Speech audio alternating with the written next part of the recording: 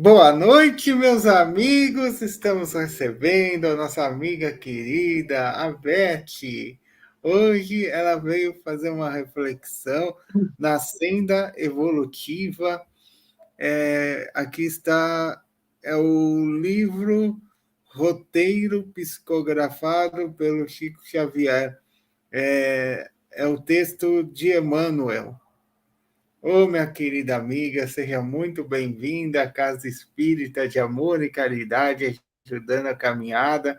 Antes de iniciarmos, gostaria de pedir um minuto, nem isso, né, da atenção de vocês, para que eu estou vendendo o meu CD para arrecadar fundos para casa, para que a gente possa montar a Casa Espírita. Essa é a casa virtual, estamos lutando.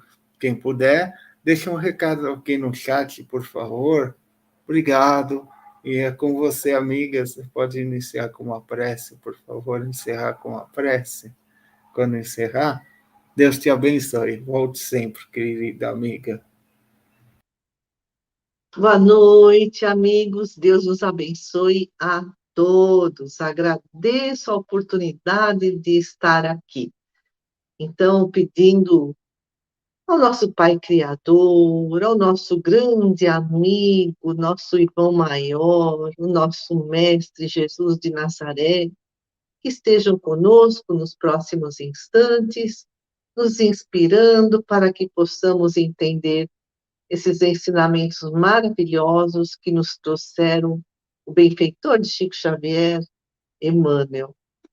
Então, na senda evolutiva, Emmanuel fala que a natureza divina gastou milênios para formar esse nosso corpo físico, pelo qual a nossa mente se manifesta. Então, a nossa mente é a nossa consciência, que é um atributo do nosso espírito. Então, esse corpo físico é uma manifestação do nosso espírito. Emmanuel fala, por isso, que o corpo físico é um instrumento, é um santuário, é a obra-prima da seleção natural. E que é a seleção natural? Os seres vivos, plantas, animais, o homem, luta pela sobrevivência, tanto do indivíduo como da espécie. Foi o naturalista Charles Darwin, no século XIX, que formulou a teoria evolutiva das espécies e trouxe esse conceito de, pelo menos divulgou, né, o conceito de seleção natural, que é um dos mecanismos fundamentais da evolução. Então, o que é a seleção natural? Os indivíduos, nós, né, as plantas, os animais, com características mais adequadas para um determinado ambiente, cada um desse indivíduo é aquele que está mais propenso a sobreviver e a se reproduzir. Por isso, a espécie vai se aperfeiçoando. Então, por exemplo, vamos fazer uma retrospectiva de bilhões de anos, desde o momento em que surgiu a vida na Terra. Então, a Terra se desprendeu do Sol há 4,5 bilhões de anos. Então, naquele momento, a Terra era muito quente. Mas o planeta foi se esfriando, aí foi se formando a atmosfera, surgiram chuvas torrenciais, e formaram os oceanos primitivos, e foi nesse oceano primitivo que surgiram as primeiras formas de vida microscópicas. O fóssil mais antigo que foi encontrado, quer dizer, o fóssil mais antigo de um ser vivo, que é um micro-organismo, tem 3,5 bilhões de anos. Então, segundo os estudiosos, a vida surgiu na Terra há 3,5 bilhões de anos. Aí os seres vivos foram evoluindo, o tempo foi passando, passando. Olha quanto tempo passou? Há 4 milhões. Nós pulamos de 3,5 bilhões para 400, falei 4, é 400 milhões de anos. Aí é que surgiram, imaginem, os primeiros caracóis, as estrelas do mar, as primeiras plantas terrestres, porque as plantas também surgiram no meio aquático. E aí, o tempo passa, há 200 milhões de anos é que surgiram aqueles grandes répteis, os dinossauros, e também alguns mamíferos e as plantas com flores. E há 65 milhões de anos não havia mais dinossauros. E por isso que as aves e os mamíferos puderam se espalhar pelo mundo. O tempo passa, há 4 milhões de anos é que surgiram os primeiros ancestrais do homem, né? Nós, né? Dos seres humanos. É quando surgiu o início quando apareceu o início da racionalidade, o início da consciência. Por isso que Emmanuel fala que a natureza divina gastou milênios, aí milênios é milênio de milênio, né? Para formar o nosso corpo físico, pelo qual nossa mente se manifesta. Então, há 3,5 bilhões os primeiros seres vivos, há 400 milhões os animais mais primitivos da escala inferior, né, da escala zoológica lá nos oceanos, ou os dinossauros há 200 milhões de anos, e os mamíferos há 65 milhões de anos é que se espalharam, nós somos mamíferos, e o homem há 4 milhões de anos. Então, a natureza divina, segundo Emmanuel, gastou milênios e milênios, né, para formar esse nosso corpo físico, pelo qual a nossa mente se manifesta. Então, a evolução é fruto do tempo infinito. Nesse tempo infinito, os seres vivos encarnam, desencarnam, reencarnam, né, e assim sucessivamente. Emmanuel explica que para as consciências primárias, quer dizer, um homem primitivo, lá da caverna, né, recém-saído do reino animal, quando ele desencarnava, o desencarne dele era uma hibernação, ele não é que ele ia para o plano espiritual, trabalhar, estudar, ele ainda não tinha condições para isso. Então, o desencarne era uma hibernação com pesadelos e sonhos, porque esses pesadelos e sonhos ficavam impressos na mente para, quando reencarnasse, pudesse educar, reparar tudo que viveram, né? E até Emmanuel explica que para semelhantes inteligências assim primitivas, a morte era como uma parada compulsória por algum tempo, né? Hoje não, hoje mais evoluídos, nós desencarnamos e vamos para um plano espiritual cheio de atividade, né? De escolas, de oportunidades de trabalho. Então, é a evolução. A codificação espírita também nos explica que nós somos criados simples e ignorantes como princípio inteligente. Então, o princípio inteligente é o que habita o mineral, o vegetal e o animal.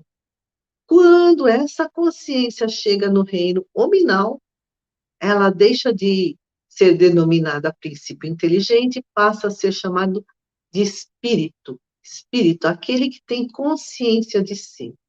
E aí vai evoluindo, né, em direção à angelitude, assim, pelo infinito, até conquistar uma perfeição relativa, quer dizer, relativa, porque a gente nunca vai saber tudo de tudo. Perfeição absoluta só Deus possui.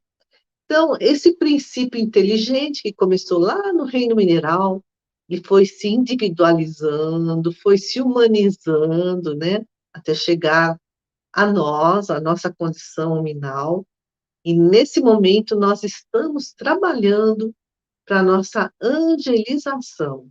E Emmanuel fala, trabalhar para essa angelização é conquistar conhecimento e conquistar virtudes.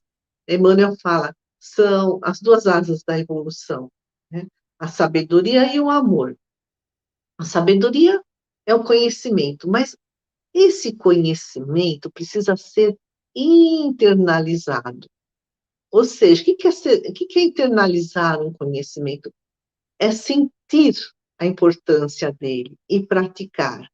É assim que nós vamos nos libertar do sofrimento, porque a partir de então, nós vamos plantar boas obras e vamos colher bons frutos, ou seja, vamos conquistar as bem-aventuranças. Jesus disse: conhecereis a verdade, e a verdade vos libertará. E aí, uma reflexão para nós. Nós conhecemos, nós espíritas, que somos espíritos imortais. Mas qual o significado da imortalidade da alma em nossas vidas? Ou seja, não basta só saber que somos espíritos imortais. O que a gente faz com esse conhecimento? Então, precisamos sentir esse conhecimento, internalizar e praticar. Muitas doutrinas espiritualistas ensinam que somos espíritos imortais, que estamos transitoriamente encarnados, mas o Espiritismo comprovou, desde o século XIX, com o estudo metódico, através, né, dessa observação das manifestações dos espíritos desencarnados, das comunicações dos espíritos desencarnados, e eles nos ensinam que nós estamos destinados à perfeição. Portanto, a nossa tarefa é evoluir, né, pelas duas asas, intelectualmente e moralmente, a sabedoria e o amor, o conhecimento, a virtude. E isso é que é ampliar a consciência. Então, e mais, a consciência de nós, ampliar a autoconsciência, ou seja, quem somos? Essa autoconsciência nós conquistamos através de um autoconhecimento, né? Quem somos? E isso a gente obtém a partir de uma autoobservação, de uma autoanálise honesta, corajosa. Sócrates, filósofo grego, já disse: conhece-te a ti mesmo. E o discípulo dele, Platão, escreveu: uma vida não refletida não merece ser vivida. O importante é refletir.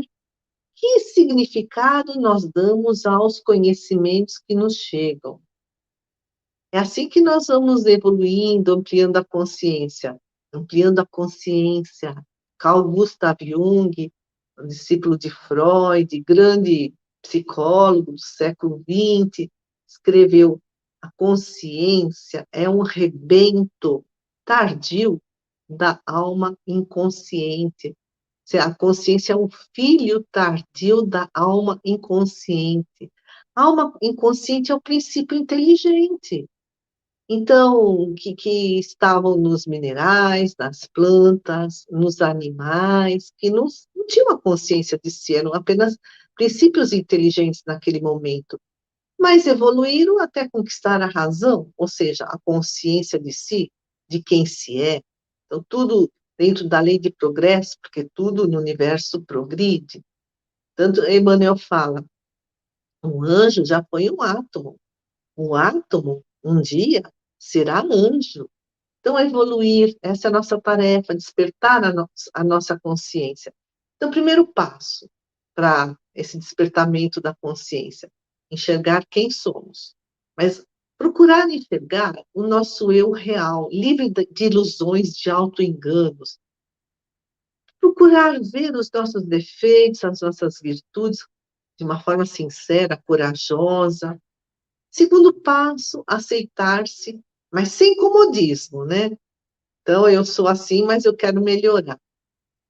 Aceitar-se é fazer as pazes com o nosso homem velho, a nossa mulher velha, quer dizer, a nossa velha personalidade.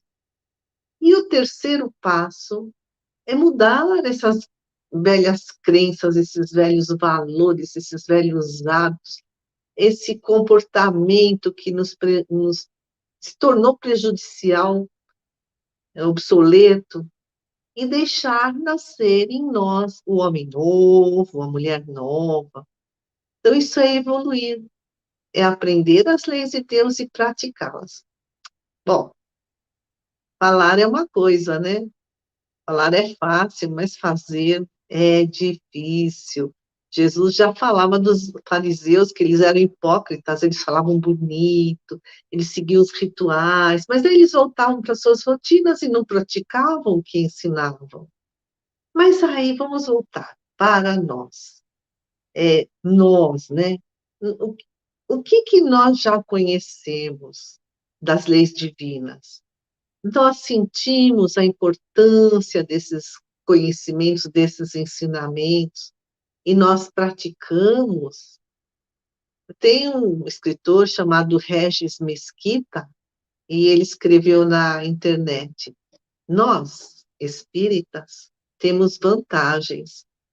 Nós não temos rituais sagrados para nos esconder, não temos a desculpa dos dogmas que servem para criar máscaras e justificam comportamentos errados, né? Então, a igreja mandou, o templo mandou, a minha doutrina mandou, fazer desse jeito é um dogma. Então, eu sigo sem criticidade, sem crítica. Então, nós não temos a desculpa dos dogmas que servem para criar essas máscaras que justificam comportamentos errados, diz o Regis Mesquita. Mas, diz ele, nós não estamos livres dos nossos jogos mentais, das nossas ilusões, das nossas desculpas, as desculpas que a gente dá para a gente, né? Dessas nossas autoenganações. Então, precisamos eliminar as desculpas, as máscaras, as ilusões que são os autoenganos, despertar desse sono profundo, porque são os dogmas, essa doutrina do medo, né? Então, Deus castiga, existe inferno, existe purgatório, e também as nossas próprias ilusões é que nos mantém nesse sono profundo, né? De alienação. Por isso é preciso muito esforço da nossa parte para despertar a nossa consciência. E aí eu também li na internet um artigo do Carlos Torres, que eu achei muito interessante. Ele diz assim: quando a gente acorda depois de uma noite de sono, a gente assim está numa sonolência, logo que a gente terminou de acordar, né?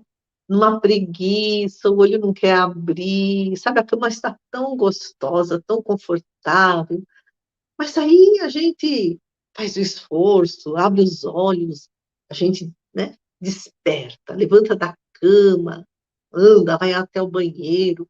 Outros voltam a dormir porque, né, não querem deixar para trás esse conforto da cama, né? É o conforto do, aí metaforicamente falando, do que é conhecido, do que é familiar, é o medo de mudar, é, é o medo do desconhecido, é o medo dos desafios, né? É o medo de sair da zona de conforto, é o medo de descobrir quem realmente são e o que vieram fazer nessa vida.